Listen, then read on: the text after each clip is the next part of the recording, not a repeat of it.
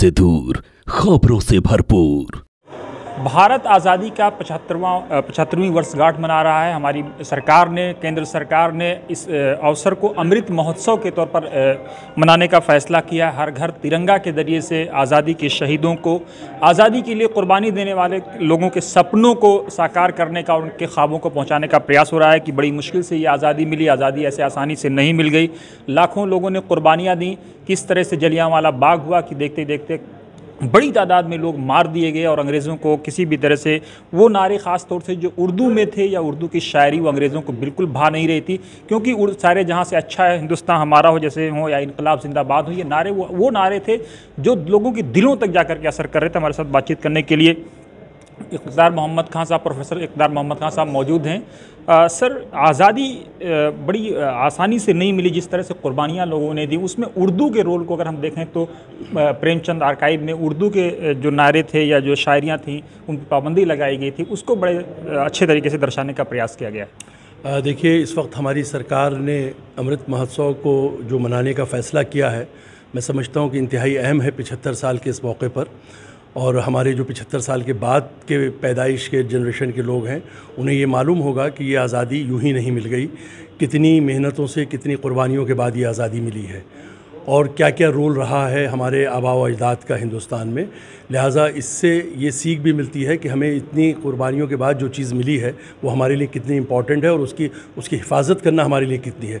तो अमृत महोत्सव का जो मैं समझता हूँ सबसे बड़ा मकसद वो यह है कि पुरानी मेहनतों को याद करके आगे अपने मुल्क की हिफाजत, उसकी आज़ादी को बरकरार रखना, ये हमारी बुनियादी ज़िम्मेदारी है एक हिंदुस्तानी की हैसियत से।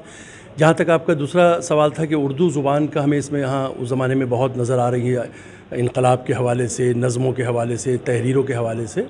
तो जैसा कि हम जानते हैं कि जिस ज़माने में ये सिलसिला जद्दोजहद का चल रहा था, अंग्रेज़ों के हुकूमत थी और उस वक्त अनडिवाइडेड हिंदुस्तान था, तो एक बड़ी तादाद उर्दू बोलने वालों की थी। और चूँकि ये मुल्क बहादुर शाह ज़फ़र से छीना गया था, मुग़लों से छीना गया था, तो उसमें सबसे आगे मुग़ल और ख़ास तौर पे बहादुर शाह ज़फ़र का नाम आता है कि उन्हें तो काला पानी की सज़ा भी दी गई, उनके बच्चों को भी शहीद किया गया 1857 की जंग आज़ादी के बाद सज़ा के तौर पे। उनकी नज़मों भी बैन लगा। उनका सारा कलाम आम तौर पे उर्दू में है। और फिर हम यहाँ देखते हैं कि यहाँ चटर्जी का नाम आता है, हमारे पीछे हमारे यहाँ बिस्मिल का नाम आता है, हमारे यहाँ शिबली नोमानी, हमारे यहाँ चकबस्त भी हैं मौजूद यहाँ पर। इनकी नज़मों पे भी पाबंदी लगी। और चूँकि नज़्म हम जानते हैं कि नज़्म एक ऐसा तरीक़ा है अपने मैसेज को आगे बढ़ाने का, गज़ल एक ऐसा तरीक़ा है मैसेज को आगे बढ़ाने का कि जो हमारे सबसे पहली सीढ़ी का आदमी होता है वो और सबसे आखिरी सीढ़ी सबको आसानी से समझ में आती है, सबके दिलो दिमाग में असर करती है। और जो चीज़ दिलो दिमाग में असर करती है तो हमारा जो अमल है उसके अंदर प्योरिटी आ जाती है, उसके अंदर ओरिजिनलिटी आ जाती है। तो लिहाजा अंग्रेज़ों को तोपों से इतना डर नहीं लगता था, हिंदुस्तानी मुसलमानों की बंदूकों से, हिंदुस्तानियों से, कि हिंदू मुस्लिम सिख ईसाई की बंदूकों से इतना डर नहीं लगता था जितना उन्हें इस तरह की नज़मों से, इस तरह की शायरी से और इस तरह की गज़लों से डर लगता था। तो मुझे लगता है कि उस वक्त जो उर्दू ज़ुबान का चलन था, चूँकि एलिट तबके की, पब्लिक की, सबकी ज़ुबान यही थी, पढ़े लिखों की ज़ुबान यही कहलाई जाती थी आम तौर पे, तो इस ज़ुबान का इस्तेमाल ज़्यादा था। तो इसलिए लगा कि जो उर्दू की कविताएं या उर्दू की नज़में या उर्दू की गज़लें जो उन्हें लगता था कि उनको उखाड़ने के लिए, उनके ख़िलाफ़ या इनकलाब की फेवर में हैं, जो उनके ख़िलाफ़ जा रही थी, उन पर वो पाबंदी लगा दिया करते थे। और उसके बाद भी अगर वो शोरा नहीं, उनकी पाबंदी के बाद कंट्रोल में उनके नहीं आते थे, तो फिर उनको वो जेलों में भी और फांसियों तक भी पहुंचा दिया करते थे। हमारे पास बहुत सी ऐसी मिसालें, बहुत सी एक लिस्ट है कि जिन शायरों को, जिन कवियों को सिर्फ़ इसलिए फांसी दे दी गई कि उनकी कोई ख़ास गज़ल, कोई ख़ास शेर हुकूमत के ख़िलाफ़, इनकलाब के फेवर में था, हिंदुस्तान की आज़ादी के फेवर में था।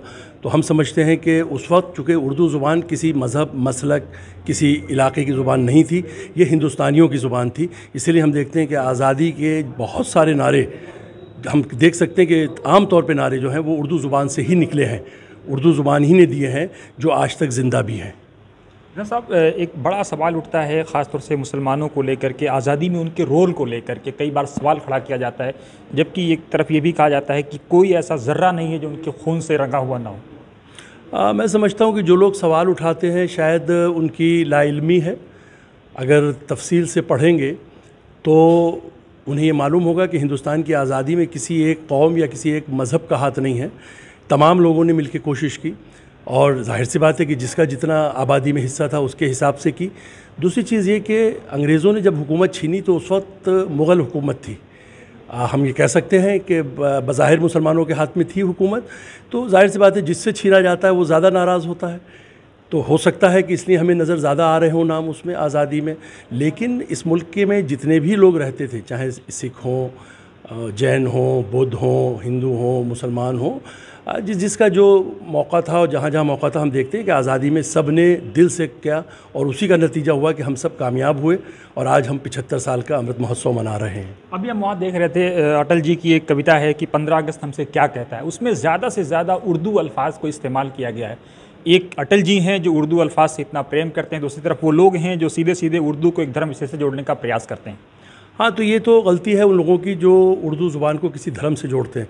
उर्दू की तो जननी ही हिंदुस्तान है, पाकिस्तान में पैदा नहीं हुई थी। मतलब उस ज़माने में जो पाकिस्तान हिंदुस्तान था, उसका जो आज पाकिस्तानी इलाका है, वहाँ तो पैदा नहीं हुई थी। बांग्लादेश में तो नहीं हुई थी, ईरान में तो पैदा नहीं हुई थी। उर्दू की तो जननी ही आज जो हिंदुस्तान है, और हिंदुस्तान के जो बीच के पोर्शन है, गंगा जमुना का दोआबा है, हैदराबाद का इलाका है। आप जानते हैं उर्दू के मुख्तलिफ स्कूल हैं, लखनऊ स्कूल है, दिल्ली स्कूल है, रामपुर स्कूल है। तो उर्दू तो पैदा ही यहीं हुई थी। तो उर्दू को अगर हम किसी मज़हब से जोड़ें तो ये बहुत बड़ा जुल्म होगा, और मैं समझता हूँ कि वो उसके साथ हक़ अदा नहीं होगा। इसलिए आप देखिए, अटल जी की नहीं, आप अटल जी तो बहरहाल एक बड़े पॉलिटिशियन और बड़े कवि थे। उसके अलावा भी जो खालिस अदबी उससे जुड़े हुए हैं, चकबस्त हैं, उस बिस्मिल हैं, चटर्जी हैं, ये इन लोगों के अभी आप देखिए उर्दू का, चूँकि उर्दू और हिंदी में कोई बैर नहीं है। हम समझते हैं कि एक बहनों की तरह है। आपको बहुत सारे अल्फाज उर्दू के हिंदी में मिलेंगे इस्तेमाल होते हुए, और हिंदी के ख़ास तौर पर जो अमीर खुसरो की अगर आप रुबाइयाँ ले लें तो आप देखिए बहुत सारे इलाकाई ज़ुबान उर्दू के अंदर मिल जाएंगे। अमीर खुसरो बड़ा नाम है।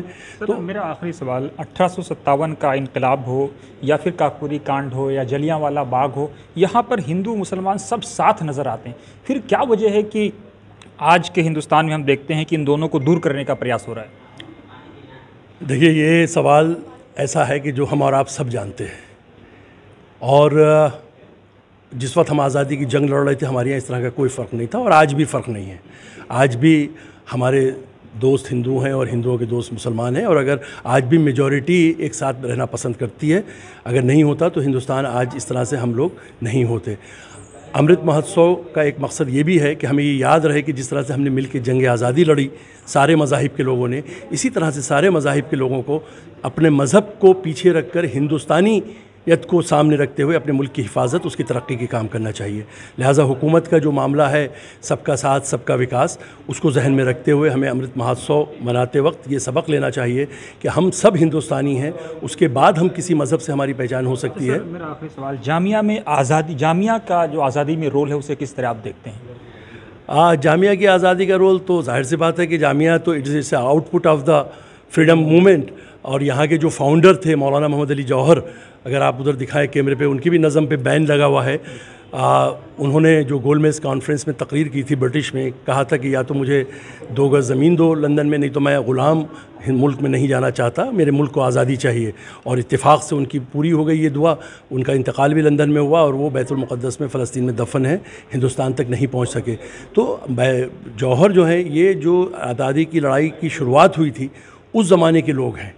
इनके तो इंतकाल के काफ़ी दिनों बाद, काफ़ी सालों के बाद आज़ादी मिली। तो जो इनकलाब के इब्तिदाई रहनुमाओं में से हो, जाहिर सी बात है कि वो इस यूनिवर्सिटी, इस इदारे का फाउंडर हो, तो इसका कहीं ना कहीं डायरेक्ट हमारा लिंक आज़ादी से है। तो और इसीलिए लगता है इसीलिए आपके बच्चे ज़्यादातर इनकलाबी नज़र आते हैं। कोई भी मूवमेंट हो तो जामिया का उसमें बड़ा रोल होता है। जी बिल्कुल बिल्कुल, हम कह सकते हैं कि हमारे यहाँ न सिर्फ स्टूडेंट्स, टीचर्स, जब भी हिंदुस्तान और हिंदुस्तानियत की कोई बात आती है तो आपको हर जगह सबसे आगे नज़र आते हैं। बहुत शुक्रिया।